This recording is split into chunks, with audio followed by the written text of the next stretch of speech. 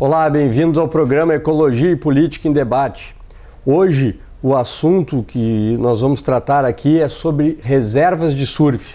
Vamos falar um pouco sobre as reservas mundiais de surf, em especial a reserva mundial, a primeira do Brasil, a reserva da Guarda do Embaú, nona reserva mundial de surf, e também vamos falar um pouco do programa brasileiro de reservas de surf que está sendo elaborado por meio de uma iniciativa do Instituto Aprender Ecologia, em parceria com o Instituto Ecosurf, e tem o apoio aí da Fundação SOS Mata Atlântica e do Instituto Linha d'Água.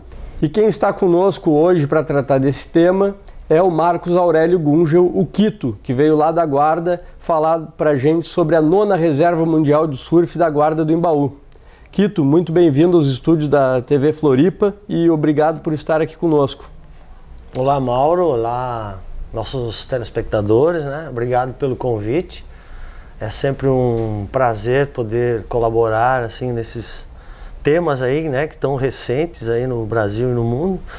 E é um prazer estar com você aqui então no programa. Quito, por favor, te apresenta um pouco para o nosso telespectador, para o nosso internauta. Então, bom, eu vim do interior do estado aí de Santa Catarina com 17 anos e vim para Palhoça e imediatamente já me identifiquei com a Praia da Guarda do Embaú. Lá eu fui o fundador da Associação de Surf e Preservação da Guarda do Embaú. Lá também fui o primeiro presidente, depois atualmente estou como diretor de comunicação. Atuei na Federação Catarinense de Surf, né, por vários anos, juntamente com o surfista Júnior Maciel, que era o presidente na época. E depois eu me profissionalizei na área de comunicação, né, de jornalismo. E agora estou atuando como gerente da nona reserva mundial de surf Guarda do Embaú, que foi aprovada em 2016. Então, é muito interessante essa tua trajetória e o fato de estares na Guarda já há muito tempo me faz pensar no seguinte: a Guarda mudou muito nesse tempo que você está lá. Faz quantos anos? Já vai dar quase 40 anos, na verdade. Quase 40 anos. Isso então foi nos anos 80 que você foi para lá? A primeira vez que eu fui para a Guarda foi em 1977. 77. Para ser mais exato. E a transformação foi grande nesse período? Tá bem. Olha, a gente, quando nós fundamos a Associação de Surf, a gente fundou ela pensando em reunir um grupo já com a intenção de observar essa questão do desenvolvimento naquela praia, que era uma vila de pescadores muito pequena, né? A comunidade era de nativos e na época, em 77, deveriam ser em torno de 4 ou 5 surfistas de fora de Santa Catarina que moravam lá, né? Que a Guarda, ela inicialmente teve a visitação de surfistas do Rio de Janeiro, de São Paulo, de Santos, dos gaúchos, né? Então, mas sempre de passagem. Então a Guarda era uma vila muito pequenininha. Hoje ela, evidentemente, não poderia ser diferente, ela desenvolveu, mas ainda está uma vila, né? Não existem prédios, né? E hoje somos em torno de 1000 moradores na localidade. Então, apesar de ter crescido, evoluído ou desenvolvido, né, ela ainda está num padrão razoável de manutenção da qualidade de vida. Eu diria que nós temos lá uma bela qualidade de vida. Com certeza, uma bela qualidade de vida e com ondas muito boas, né? E essas ondas muito boas associadas à questão da cultura do surf e outros critérios levaram a Guarda a ser a nona reserva mundial de surf. Quito, explica pra gente um pouco como é que funciona essa questão da reserva mundial de surf? Quantas tem no mundo? Quais são os critérios? Pode dar um panorama pra gente? Com prazer. Bom, atualmente são 11 reservas mundiais de surf, né? Quem homologa uma reserva mundial de surf é uma ONG internacional chamada Save the Waves Coalition, que tem o seu escritório na Califórnia. E invariavelmente, em um ano ou 2 anos, eles escolhem uma reserva mundial, né? Como eu te falei, são 11. A nossa reserva foi escolhida ou foi aprovada em 2016, 27 de outubro de 2016. E desde então a gente tem trabalhado nos projetos que a gente mapeou no nosso planejamento estratégico. Para uma localidade ser considerada reserva mundial de surf, são 4 critérios principais, que é a qualidade de onda, a constância das ondas, o ecossistema que rodeia essa onda, né? A cultura do lugar, seja ela cultura do surf, cultura tradicional, ou cultura da pesca, ou cultura local, mas tem que esse ter componente cultural ele tem que estar bem presente. Ele tem que estar bem presente. É um critério fundamental para que haja essa escolha da reserva mundial. Por exemplo, o Peru, lá o que chama atenção em Huanchaco, que é uma reserva mundial, é aquela cavalito de Totora. Que é um precursor do surf. Precursor do surf. Então aquilo ali foi um motivo para manter uma tradição que está ligado à comunidade nativa e ao surf, né? Na Guarda a gente já tem algo parecido, mas o surf começou por volta da década de 70, né, na Guarda, e lá se entrelaçou com a tradição da pesca, né? Lá a tradição da pesca, principalmente da tainha, é muito forte, é tradicional, né? E isso tudo alimentou a nossa vontade de nos candidatarmos, né? O programa da Save the Waves, das reservas nacionais e mundiais de surf, começou em 2009, né? Em 2009, só te interrompendo, ele foi inspirado no programa australiano. O programa australiano começou em 2005, o programa das reservas nacionais de surf. Isso. O grande propulsor dessa ideia de reservas de surf foi o país Austrália, né? Inclusive lá eles têm vários níveis de reservas, que a gente pode... Tem a reserva municipal, a reserva estadual e a reserva nacional. Eles chamam de reservas regionais e nacionais. Né? Exatamente. Então, aí há um grupo mundial, né, que trabalhava na Save the Waves, eles então criaram as reservas mundiais de surf, e eu acredito que a Austrália hoje conta com 3 reservas mundiais de surf, né? E a Save the Waves, essa organização, eles já tinham outros programas também relacionados ao surf, como, por exemplo, salvar ondas que estavam ameaçadas, etc. E eles usaram, então, viram a reserva de surf como uma ferramenta para conservar ecossistemas, para conservar a cultura, né?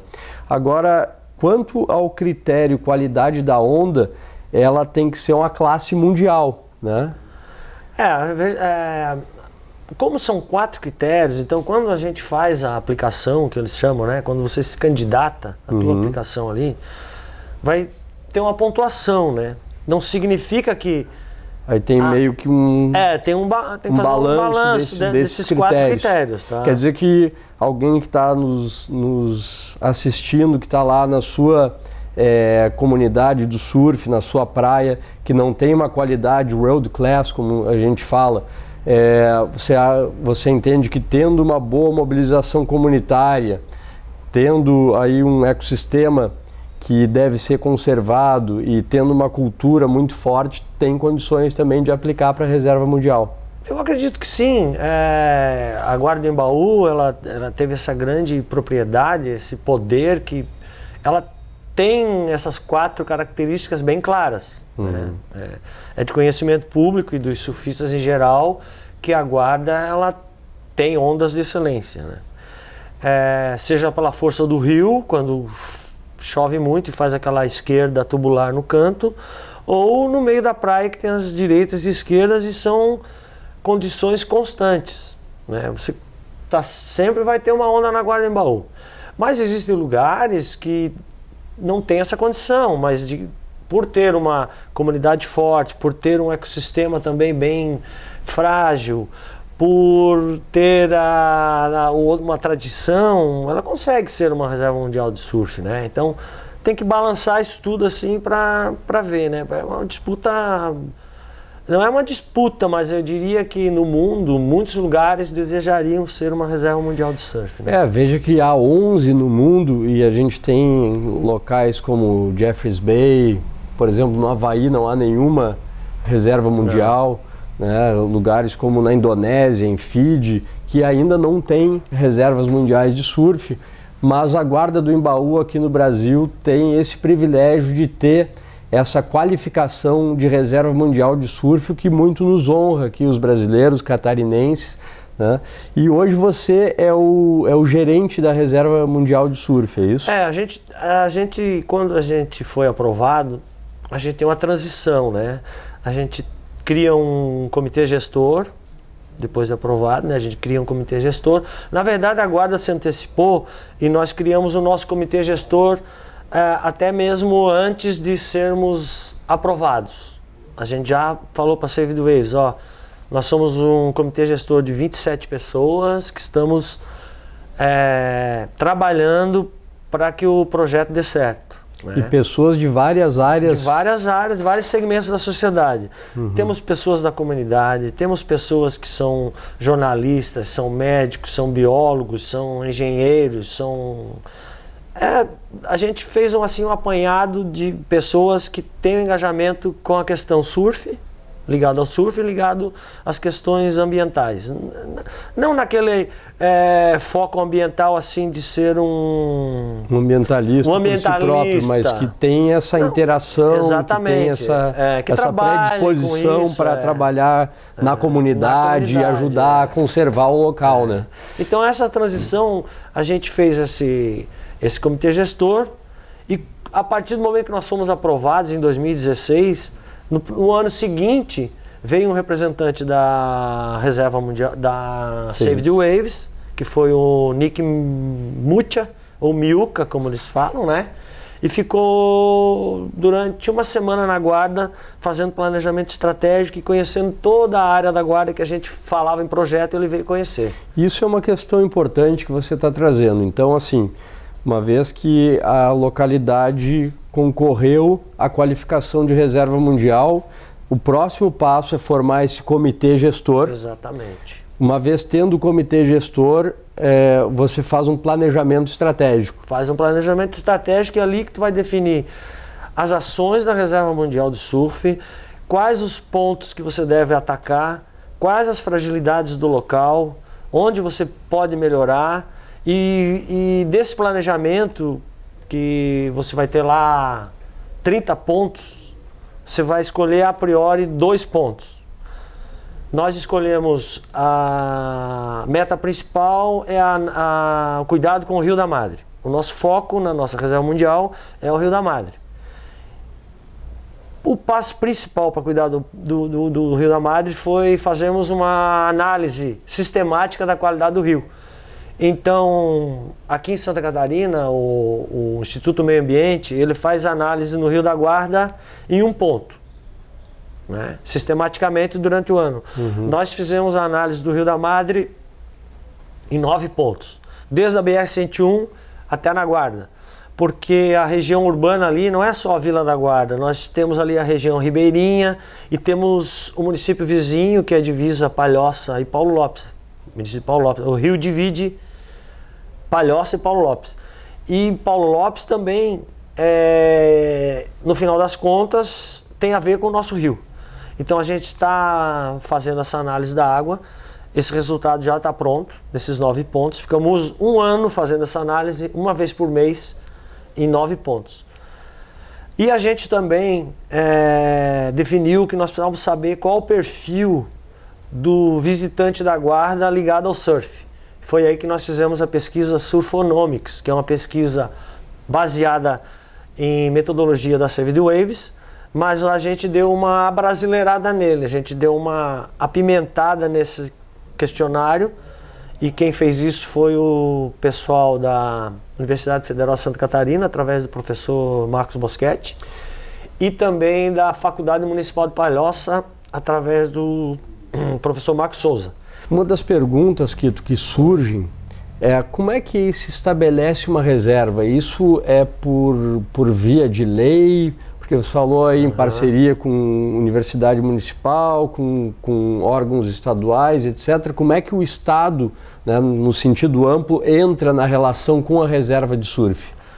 Bom, o Estado de Santa Catarina entrou, a princípio, conosco quando nós estávamos candidatos ainda. Que, através da Secretaria de Turismo, nós recebemos uma moção de apoio. Também no Estado, através da Assembleia Legislativa, a gente teve moção de apoio da Comissão do Meio Ambiente. Ali já começa a se entrelaçar essa relação. Daí, com o poder público em geral, no município foi Estado, com a Câmara, governo foi federal com a Prefeitura, também. Com tudo, né? No âmbito federal é o ICMBio, através da APA da Baleia Franca. Chico Mendes. Ainda no Estado a gente tem o Parque Estadual Serra Tabuleiro, a gente tem o Estudo do Meio Ambiente, então a gente vai formando parcerias conforme a gente vai caminhando e não tem como não fazer essas parcerias, né? Mas e tem alguma norma legal que diga que a guarda é reserva ou isso é uma iniciativa da sociedade e sendo uma iniciativa da sociedade você consegue mobilizar todos esses atores? Muito bom. Essa tua pergunta é muito interessante porque uma coisa que a gente gosta de deixar bem claro e devemos deixar bem claro é que Reserva Mundial de Surf não é uma lei. Ela nasce da força da comunidade.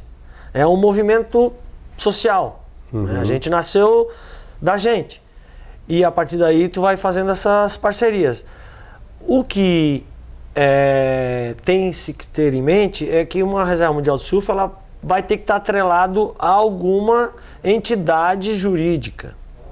E aí, no caso, uma associação. Uma associação. Aí, no caso nosso, começamos com a Associação de Surf e Preservação da Guarda Embaú. Mas hoje a gente já tem uma tendência de nós termos o nosso próprio estatuto, já estamos analisando isso. Temos a vida própria, né? Esse ponto, Quito, é muito interessante você trazer, porque você sabe, e o telespectador que conhece um pouco da história do nosso instituto também sabe que a gente vem trabalhando nesse processo de envolvimento de surfistas com a conservação ambiental já há quase 20 anos.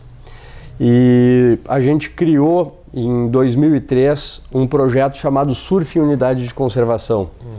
As unidades de conservação são parques, reservas, há várias categorias, né? Monumentos naturais, como tem aqui na ilha de Santa Catarina, por exemplo. E a gente viu que o surfista tinha um potencial muito além de cuidar só da praia com processos de catação de lixo, que são importantes e tal, mas a participação nos processos políticos é muito importante. E a gente então viu que a participação na criação e gestão dessas reservas, dessas unidades de conservação, seria uma contribuição muito importante. A gente, inclusive, se inspirou na criação do Parque da Prainha, o Parque Municipal da Prainha, no Rio de Janeiro, que foi criado por uma iniciativa de surfistas. Na época, havia um planejamento para construir, para urbanizar aquele local, e os surfistas se mobilizaram, então, e junto à Câmara de Vereadores garantiram a criação do Parque da Prainha.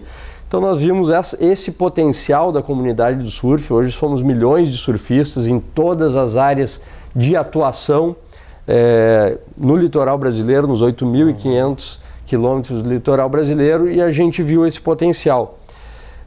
Durante essa trajetória, durante esses quase 20 anos, a gente, lá em 2013, se juntou ao Instituto Ecosurf e aí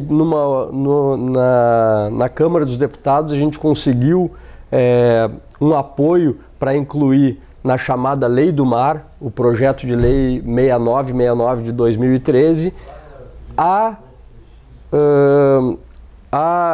ferramenta chamada Área Protegida de Surf.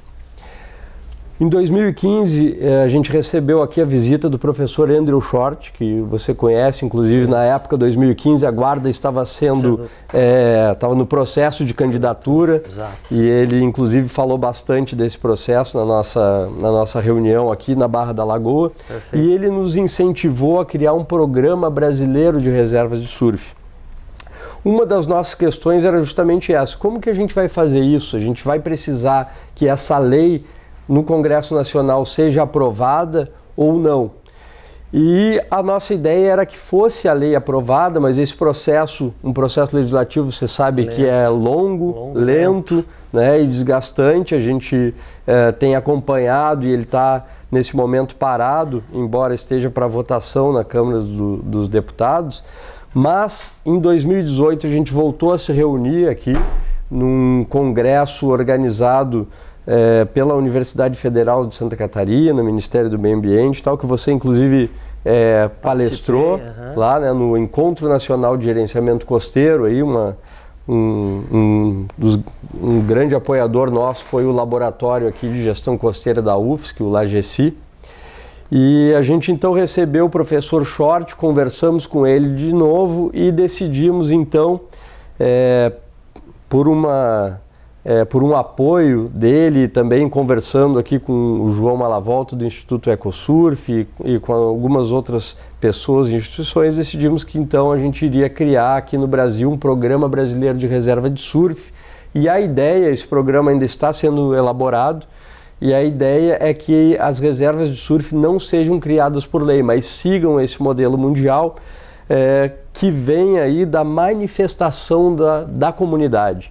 Então, a nossa ideia é que em 2020 a gente já tenha a primeira reserva nacional de surf, e você esteve conosco no primeiro workshop regional no Rio de Janeiro, e a gente agora vai fazer mais 2 workshops, um no sul do Brasil e o outro no norte e nordeste do Brasil, para depois a gente definir como que vai ser o programa nacional e fazer com que a gente tenha mais reservas no Brasil, né, Quito? Porque você mesmo estava comentando aqui que a Save the Waves, ela qualifica uma reserva mundial por ano. Por ano ou cada 2 anos. Ou a cada 2 anos. Então é um processo muito lento, tem onda em vários lugares do mundo, em todos os continentes. Inclusive, só para fazer um gancho agora, a Save the Waves acabou de abrir as inscrições para novas candidaturas, né? Então, o pessoal, se liguem aí, vão lá no site da Save the Waves que está na hora de se candidatar. Até 31 de dezembro, né? A gente sabe que no último ano, em 2018,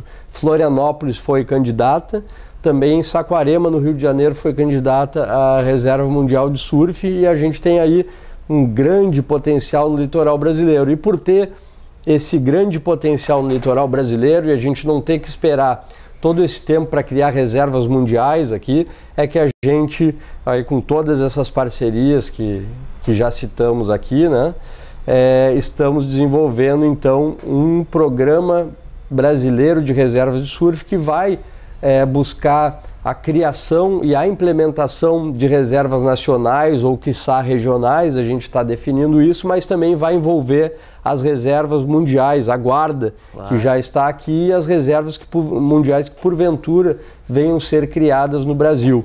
Agora, Quito, a questão prática. Você já falou aqui de alguns projetos que vem desenvolvendo na guarda.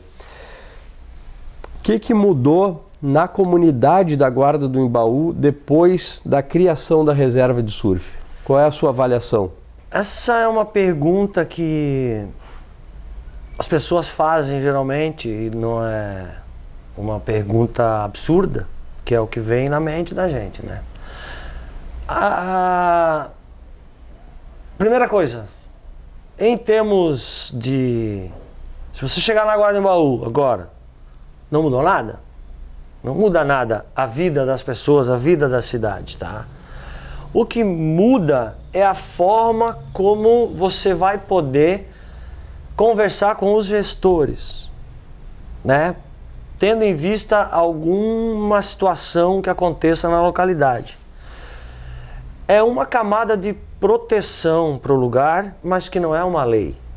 Ou seja, se você tiver a iminência de algum perigo naquela zona da reserva ou da reserva, você, além de ter a reserva de surf, aquele comitê gestor, você também tem um olhar internacional, né? Você tem uma Save the Waves que pode lhe dar um apoio, fazendo uma campanha mundial, fazer assim. Então, a olhos vistos assim, você não vai, a menos que tenha lá um outdoor, uma placa, bem-vindos, como tem lá na entrada tem na da guarda, bem-vindos à Reserva Mundial de Surf, você não vai perceber, porque a praia não vai mudar a sua geografia, não vai mudar nada por ser uma Reserva Mundial de Surf. Mas eu acredito que isso muda para nós lá da comunidade. Mas também pode evitar que mude a geografia por causa de intervenções desnecessárias no local. Não tenha dúvida, isso aí é fundamental. Então, assim, a olhos nus, você chega numa reserva mundial, por exemplo, você vai chegar lá em Santa Cruz da Califórnia. Então, se alguém te falar, ó, isso aqui é uma reserva mundial de surf, tu não vai perceber. Agora, a reserva mundial de surf lá existe, tem um comitê, eles fazem um trabalho muito legal, que até é silencioso, não é barulhento, mas é um pessoal que está sempre antenado nas questões do local. Então, vai de reserva para reserva, vai do trato de cada gerente, de vários fatores, né? Eu penso, e até isso surgiu na conversa com o professor Andrew Short, foi uma pergunta que a gente fez para ele. Claro, eu fiz também para ele essa pergunta. Porque acho que o nosso telespectador também tem essa pergunta em mente, porque realmente ele nos trouxe a ideia desse poder político que dá para a comunidade do surf. Porque a comunidade do surf acaba tendo uma identificação maior com o local e é um catalisador da mobilização da sociedade para a implementação até de outras leis que às vezes a comunidade até desconhece, mas durante esse processo de participação política há um aprendizado. Eu sou testemunha, inclusive, no caso da Guarda do Embaú, você falou sobre o processo do saneamento básico, né? Nós tivemos na última reunião a comunidade da Guarda, e até aqui estou aproveitando para dar aqui os parabéns para a comunidade da Guarda, para o comitê da reserva de surf. A comunidade da Guarda, por meio da reserva de surf, começou um processo para estudar e debater qual seria a melhor forma de saneamento básico para a Guarda do Embaú. Pelo que a gente identificou, havia um projeto da prefeitura com o qual a comunidade não se afinava. Exato. Então a reserva de surf tomou essa iniciativa, que me corrija se eu estiver errado, mas nessa reunião que nós fomos, nossa equipe do Instituto Aprender Ecologia pôde acompanhar isso de perto, mas tinha cerca de 60 pessoas de órgãos públicos, organizações privadas, associações, empresários, etc. E tinha cerca de 25 surfistas da comunidade participando num grupo de 60 pessoas. Nós que trabalhamos aí há 20 anos buscando essa relação e essa participação da comunidade do surf no apoio à gestão da biodiversidade e dos bens ambientais no litoral brasileiro, especificamente mais aqui em Santa Catarina. A gente dá os parabéns para vocês, porque realmente foi uma movimentação muito interessante e hoje esse projeto já está na prefeitura, é isso? Já, nós fizemos um trabalho inicial. Primeiro nós tivemos assim um apoio fundamental do engenheiro Lucas Arruda. Ele é sanitarista, tem um trabalho muito legal aqui em Floripa e em vários lugares, e ele coordenou essa nossa atividade. Mas antes dele fazer a primeira oficina, nós chamamos vários setores da sociedade da região e do estado para a gente definir um calendário e como seriam essas reuniões, né? Então a reunião inicial foi com a prefeitura, o pessoal do saneamento, Águas de Palhoça, a OAB, o Instituto, as associações da Guarda. Tivemos lá também, acredito que tinha escola, tinha igreja. Procuramos envolver todo mundo na Guarda. Dali tiramos o calendário e fizemos 3 oficinas. Foi um planejamento estratégico também, sabe? Aquele de desenhar em cartolina, um trabalho bem minucioso coordenado por esse engenheiro. Após as 3 oficinas, nós fizemos um relatório e não é segredo, no nosso relatório foi ali definido que nós precisamos de uma estação de tratamento exclusiva para a Guarda do Embaú. A gente não pode esperar que o poder público vá fazer uma estação de tratamento para Palhoça, para a Baixada do Maciambu, porque o Rio da Guarda não é o Rio da Guarda é o único. Se a gente demorar para fazer isso, pode ser que seja tarde. Isso. Então, né, a gente tratou de fazer isso, levantamos as questões e já levamos para o Poder Executivo e para a SAMAI, que é a Companhia de Água da Palhoça, e lá estão sendo feitos os encaminhamentos baseado naquela sugestão que a gente deu, que não foi uma sugestão técnica, foi de trabalho da comunidade. O que a comunidade pensa? Tá certo. E a partir disso a gente já fez uma audiência pública só sobre isso. Aí o município que chamou a audiência. Aí já foi o trabalho do município que chamou essa audiência pública. Quito, eu gostaria de fazer uma outra pergunta, que é o seguinte: a gente está falando aqui de parcerias, de envolvimento da comunidade. Como é que o empresariado do surf apoia essas iniciativas? Apoia, não apoia? Como é que é isso? Alguém já foi lá na Guarda e disse, olha que trabalho interessante, a gente quer apoiar?